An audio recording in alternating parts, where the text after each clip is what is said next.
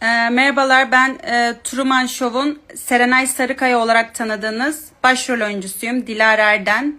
İnsan bedeninin mekanik cihaza çevrilmiş haliyim. Gözümün arkasında kamera var.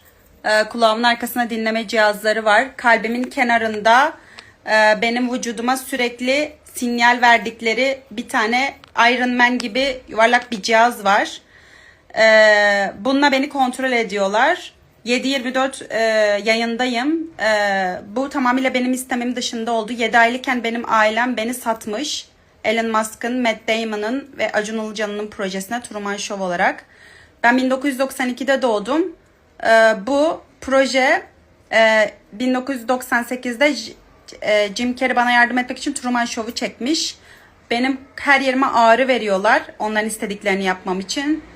Ben şu anda dayanamıyorum. Beni ameliyat edip çıkartmalarını istiyorum. Ama bunu